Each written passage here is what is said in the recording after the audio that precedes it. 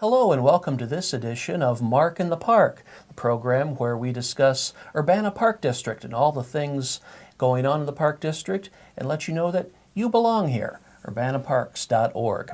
Joined by Judy Miller, Environmental Program Manager at Urbana Park District, and who's your friend today? Today I brought Ginger. She's one of 3 screech owls that we have at the Anita Purves Nature Center. And you're looking at Ginger, first of all, she only has one eye. What happened to her? Yeah, unfortunately, Ginger was most likely hit by a car up in northern Illinois. It was where she was found on the side of the road. They were able to remove the eye safely, but that limits her ability to hunt and keep herself safe in the wild. So she came to the Anita Purves Nature Center in the spring of 2012 and has since been an educational animal for us. She goes out and visits school groups and does community spots like this, and is on exhibit at the Nature Center with 2 other screech owls. How hard is it to take care of her? Well, obviously with the missing eye, there's constant care, so she has regular vet visits to look and make sure that there's no problems. She's getting a bit elderly. We believe she was an adult by a couple years when she was found. Owls in the wild live 5 or 6 years, and we've had her since 2012, so that's quite a long time. They are weighed, and their pellets, the regurgitation of the particles of food they can't digest, are measured on a daily basis so we can keep track of how their health is. But overall, she does fairly well. She has a nice big flight cage. She has flight, which is why she has these leather strips on her legs. Those are called jesses, and they allow me to contain her so that she doesn't go loose. So she doesn't fly around the classroom. Right. Well, again, with that missing eye, some of her balance may be a little off as well because their eye cavity is pretty big and she could have damaged other parts of her body as well. Now, while Anita Purves Nature Center is not a zoo, there are a lot of animals that families can come and look at. Tell us about that. All of the animals are either rescue animals or are animals that have been bred in captivity and have never been wild. So besides Ginger, we also have Jack and Quasi, who are screech owls. Both of them also are missing their right eye. It seems to be a little club we have at the Nature Center with our owls. And then we also have several snakes. All have been captive bred, which means they've never been in the wild. And our box turtles often are people's pets that they either for whatever reason can't keep any longer and have brought to us. A couple of them have been found in the wild. We have one that's missing part of its foot. We believe it was gnawed on by a wild animal of some type. Another one that has a broken carapace, which is the top of the shell, and that has mended, but it limits its ability to keep infection away. And so all of those animals are educational animals. The turtles can be loaned out by classroom teachers for a 2-week period to have in their classroom. So if they want an animal for the students to observe, they don't have to have an animal and then decide what they're going to do over the holidays or over vacation times. They can borrow one from us.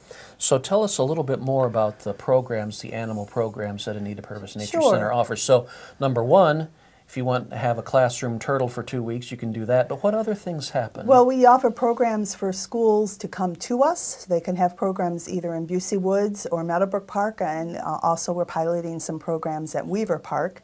Looks like she's getting ready to hack up a pellet. She might do that for us. That would be pretty interesting. This will be very educational here for a second. Can't do that on command, but she may do it for us.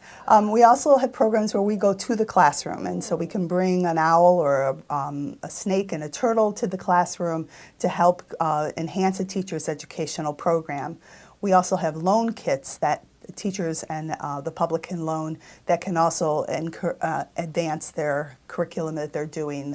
They range from dinosaurs to rocks to the solar system, and all of those are available at the Nature Center. Those are educational programs, but we also offer a wide variety of public programs as well. How you doing, Ginger? You hanging in there? She's watching them move the camera around a little bit. She's doing really well.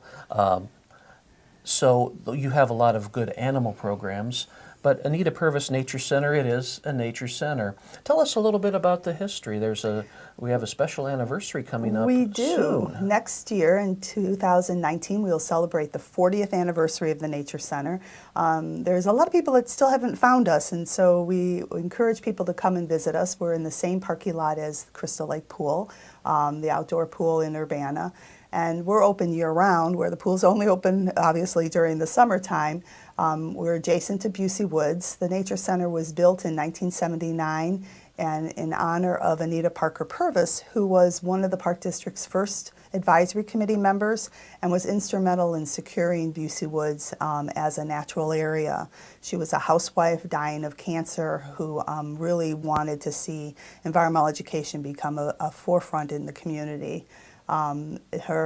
Interestingly enough, her two sons grew up to be educators and artists in the environment as well. So they took after their mother in many ways. Over the years, the Nature Center went through an expansion. Back in 1995, we were closed for a year to take a 3,000 square foot building to 10,000 square feet, which allowed us to have designated classroom space, exhibit space, and staff space. And we'll be celebrating next year with bringing back 40 programs and events that we have offered in the past.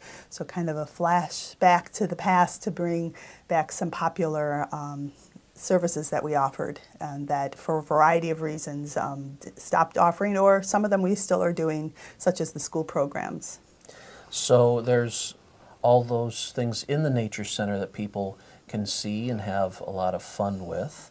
There's the animals to see, but there's also outside amenities too. There Tell are. us about the fairly new children's area. Right, we have a brand new, just about a year old nature playscape that was installed by staff, designed with a lot of community input. We used drawings and input from our camp programs. The thing she's doing right now is she's a little stressed, so she's doing what's called a guttural breath. Owls don't sweat like people do, and so she's just kind of breathing a little heavily. She's fine. She's just looking all around, trying to take in where she is. But the children's playscape area, we offer on Friday afternoon or Friday mornings right now, Nature Play Kids program from 10 to 11, where parents can bring their children, primarily preschool, but school-age children, if they're out of school, are welcome as well, can come. And there's a theme each week that they explore using the Nature Playscape. There's lots of climbing activities. There's a digging area. We have a hill that you can go up as well as a tunnel in it.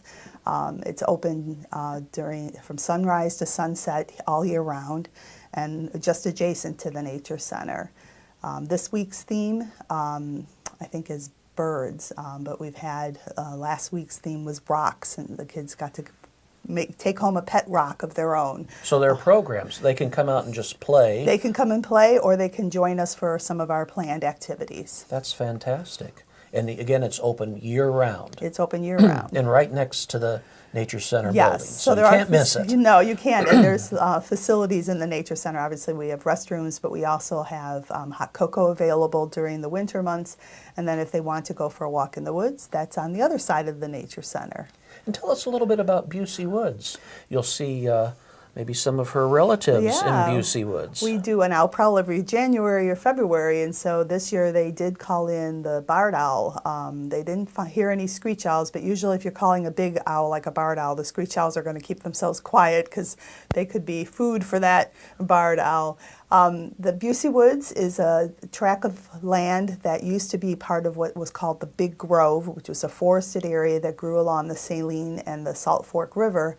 It's one of only two pieces of the remnant of that property that is open to the public. The other is at Weaver Park at Commissioner's Grove. Two other tracts are owned by the university as research sites. But Busey Woods is a western edge of what was the Big Grove, so we would have had fire coming into the woods.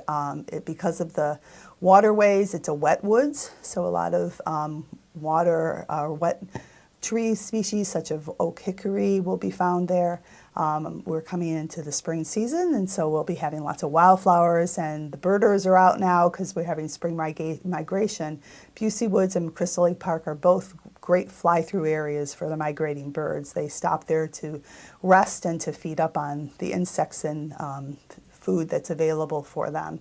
And so on Sunday morning, the Audubon Society leads hikes from into Busey Woods and Crystal Lake Park through the month of May. And that's a great way to learn about birds in the area and what you might have in your own backyard. So it sounds like if you're a bird lover, Busey Woods is a great place for people to go and discover wildlife, especially birds. And if you aren't able or if the weather isn't suitable, you can come inside and sit in our wildlife observation room. Yes, tell us about that. Which has a brand new water feature. We just put in a new ponding system, a circulating pond to attract the birds. We'll be replanting the area this year, in the next couple months. The local master naturalists are helping us decide what to plant there to attract wildlife. And you can sit in there, and there's a parabolic sound system, so you can actually hear the birds outside and rotate it to direct sound toward some of the birds that you're hearing. And we have resources in that room to help you identify what you may be seeing at the feeders. So that's an exciting new feature for the Nature Center as well.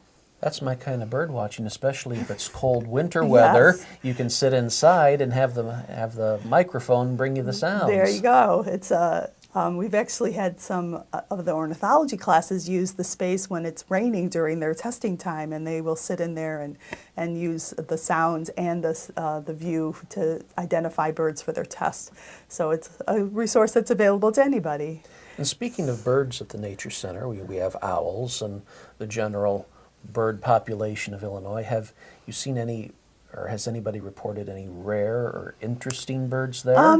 You know, they not in Busey Woods, but this week we had sandhill cranes, which are usually fly over the area, but they don't stop over. We had some over at our Perkins Park site. Perkins is a site that is still in transition, and so it's not open to the general public, but we do periodically do public walks to show people what's going on in there. And that's a pretty rare bird. It was on the threatened species list, and so that's pretty exciting. It's a kind of a different kind of heron type bird. It's not a heron, but it's about that size. And again, a lot of times people will hear them flying over as they migrate north for the summer season, but we had some sticking around, so that's kind of exciting. Yeah, that is exciting. Have you ever seen any bald eagles out at the Nature Center? We have seen them. I understand Really? There was one at University of Maine a couple weeks ago that somebody got on video and was on the news. A couple years ago, we were leading a group of volunteers and staff through an evening training session through Busey Woods and looked up, and the bald eagle flew over with a red-tailed hawk chasing it and the Cooper's hawk chasing the red-tailed hawk. So it was a plethora of birds of prey that we had. So we've never seen them staying in the woods. We've just seen them flying over along the waterways because they're hunting for fish and other small animals to eat. So if you're a fan of the raptor we can cover family that. of birds, you got that covered. That's fantastic. If somebody would be interested in coming to the Nature Center, it sounds like there's something for everybody, really. And there's a chance for education all the time. Do you have little workstations or little interaction stations? In the field station where the owls are housed, we have interactive exhibits that you can explore what kinds of things you might find here in Champaign-Urbana, but also state and national-wise. We have some pine cones that are bigger than ginger here that are from the West Coast that are very interesting to look at. And there's lots of drawers to discover and peek holes to look into. And we have seasonal exhibits that we change out. Right now we're in the process of changing out our Winged Wonders exhibit, which is where kids can try on different wings of different animals and pretend to be them. We have puppets for them to play with. We have a flex cam where you can look at items up close. So it's not quite a microscope. We do have a microscope as well where you can look at the bird feathers at a more cellular level. And all of those are free for people to come and visit and use. So you have something that spans the age ranges. Definitely. We have a lot of families that come in, but we also have a lot of adults that come in just for a hike in the woods and a visit to see what's new and going on in the nature center. That's fantastic. So a family with a 15-year-old down to a 2-year-old, there's something for all the kids there. There is, and we host hikes and events throughout the year. You can sign up for a newsletter, which we send out on a monthly basis that highlights what programs are coming up. We offer both free and registered programs that have a small fee, and they can all be found in the Park District's program guide. Very good. And do you ever have, if somebody says, I want to be I want to be close to nature, do you take volunteers? Do volunteers? We do. Tell us about that. Desperately need volunteers to help us manage all of the Park District's natural areas, which include Busey Woods and Meadowbrook Park, and they can help out on a monthly basis. We have work days that are held on the second and the fourth Saturdays in the morning and the afternoon. We also have volunteers that help with the animal care. So if you really want to work with animals and get some experience with that, we can train you and you can help feed the owls, help clean out their cages, maybe exercise them. We do some enrichment programs with the animals so that they are stimulated and not bored in their enclosures. We also have volunteers that help us out with some of our programs. For example, last night we had our woodcock walk, and some of the Audubon members were along and helped teach people that were out on the hike what we were seeing and how the hike would go and a little more about the bird that they were looking for. And so volunteers are always welcomed. So somebody who really likes to be around animals but doesn't have a degree in biology or a degree in working with animals, there's still room for them. You can help. There is. You can help train them. The requirement is that they have to be over 16 to be able to work with the animals by themselves. For example, right now we have a 15-year-old who comes with an adult every Friday and works with a volunteer that we have, an adult volunteer, and he helps feed the animals. A couple weeks ago he helped weigh the owls, and so those are all available. Small kids, we can do those on a limited basis, working with their parents.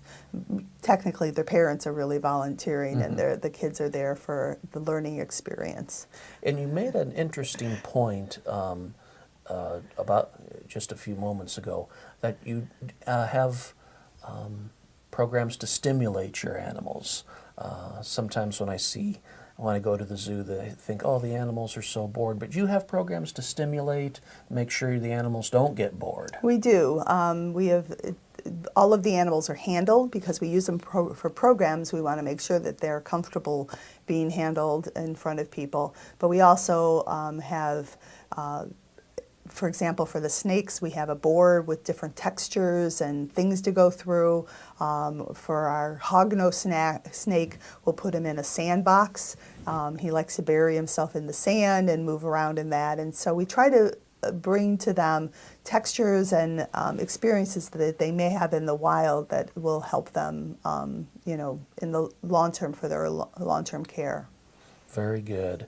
Very good. So there's, again, something for everybody. Families, people wanting to take a hike, bird lovers, nature lovers, and people wanting to just stay close to nature. There is, and if a person is interested in a particular animal, they can actually sponsor that animal. They can, we call an adoption program. You're not actually taking the animal home with you, but you're helping to take care of it during the year, financially providing resources such as their food and their medical care. And anybody who does sponsor, you can sponsor for a month, for 6 months, or for even a whole year, and you are recognized in the field station with that particular animal, and you get a packet of information about the animal, and may also be, depending on the adoption, be available to have your picture taken with the animal, which is kind of a nice thing to have as a remembrance of the adoption. If anybody wants to adopt Ginger or one of her friends, how do they go about it? On the website, and the Park District's website, there is information about adoption, or you can give us a call and we can send you an adoption brochure.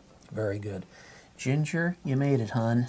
We're just about done. She's really interested in what's going around. A couple Yeah. times I thought she was going to do what we call bait off, which is when she would try to fly off my fist, but she didn't do it. She's been just looking around. Very good. Oh, there she is, trying to hack up that pellet. So the pellet is basically Yeah, I hear about these owl yeah, pellets. it's not a throw up. It's not like she's sick. When the bird eats, they eat the whole animal, and they can't digest the feathers and bones any more than we can. And so all of that sits in their crop and forms a mass, and they have to bring that up before they can eat again. And so it's actually a great way to study owls and other birds of prey, because you can find them in the wild or come to one of our owl programs and take one apart, and you can figure out what the animal was that they ate by looking at the skeleton. So that's kind of a nice way than having to, capture the animal and look inside them. They leave a little message for us, and sometimes you'll find pellets with just mice heads in them and nothing else, and that tells us that there's a large supply of mice, and that all they're doing is ripping the head off and not worrying about the rest of the body to eat.